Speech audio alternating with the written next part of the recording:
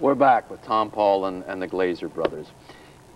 The life and the career of people in the business is not always hit records and record sessions and producers and traveling and big buses and airplanes and all of that. Tragedy can strike them as well as it can strike you or me or anybody else. Chuck Glaser had a event in his life, I think about 1975.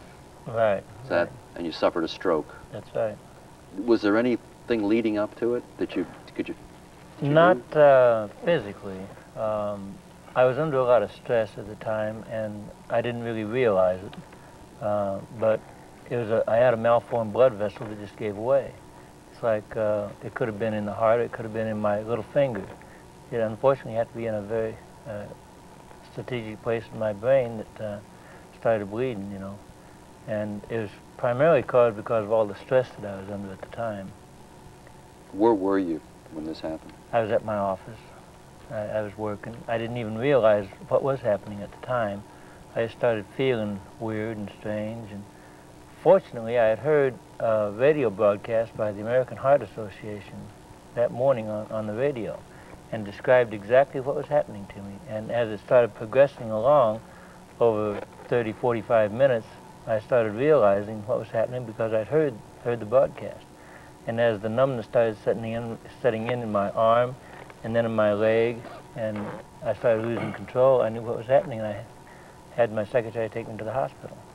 But because of that broadcast, it was almost, you were replaying what... I was. It described, it couldn't have, had they written a script for me to follow, I couldn't have followed it any closer. It just happened, there's like they followed my body right down, my arm, my hand, my foot, you know, told me what was going to happen, and as it happened, I knew what was happening to me. That's unreal. What was the effect of the stroke, Chuck? I was totally paralyzed on the left side. All the way? Just split right down the middle. When you woke up, or when you came out of the medication, or however it works, when you find out this was your condition, I wonder if you can explain to people how you felt when you got the news about the condition of your own body. I refused to accept it. It took about 2 weeks, I guess, before I really finally accepted it. My body itself wouldn't accept it.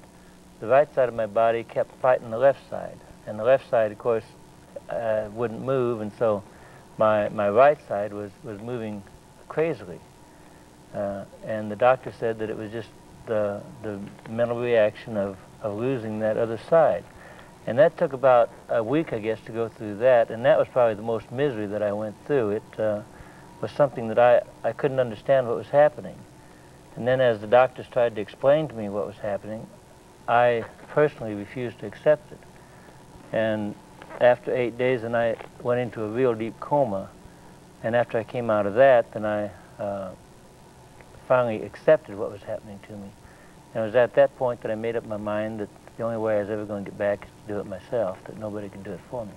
This kind of seems like an off-the-wall question, it's probably so, but when you go into a coma, obviously you're in a state of non-reality, I guess. But are there any memories of that? Well, yes. I was totally aware all the time. I was actually in a coma for almost 8 days, a very light coma to begin with. And then the last 2 days, I was in a very deep coma. And I actually was out of my body watching what was going on. I was somewhere up there like a television camera watching what was going on down in the hotel room. I was doing things, and I was watching myself laying in bed doing them that, you know, seemed very strange. My wife was sleeping in a chair next to me, and I kept throwing a washcloth on her to wake her up. And it was like I was watching myself from up at the top of the room, you know, doing these things. It was very... was it peaceful?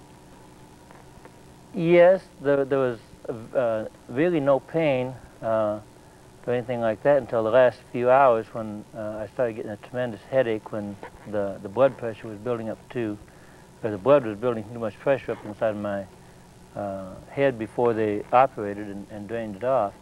There was a lot of pain then, but other than that, it was very peaceful. It was, you know. And when did the point come when, again, you re-entered?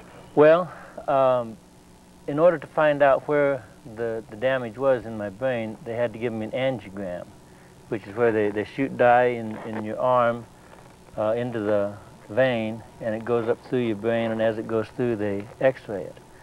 And when they did this, I remember that I was watching the doctor. He had to explain it to my wife that I only had a 50% chance of surviving that because the dye can kill you.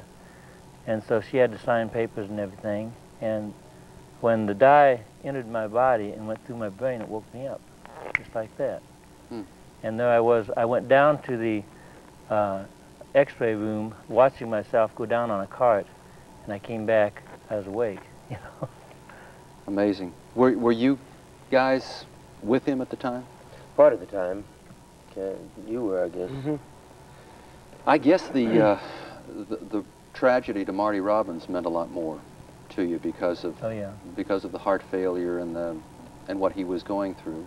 You experienced possibly, and he meant so much to the career of the Glaser brothers, right? Right.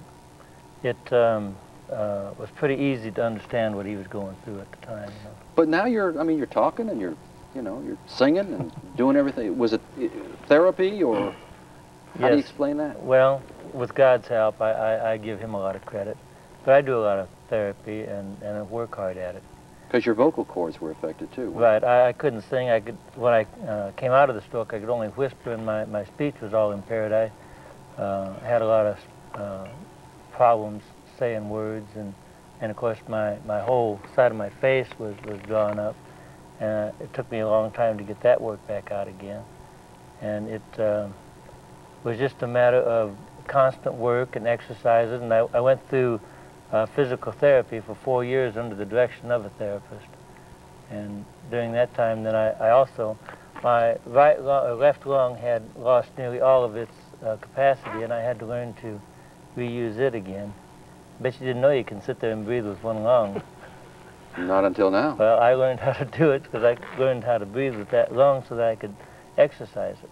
Unbelievable. And then as I started getting stronger again, I wasn't strong enough to even walk 10 minutes. 5 years after I had the stroke. It's only been in the last 3 years that I've been able to build up endurance enough to be able to walk for an hour. Amazing. We have to take a break. We'll be back.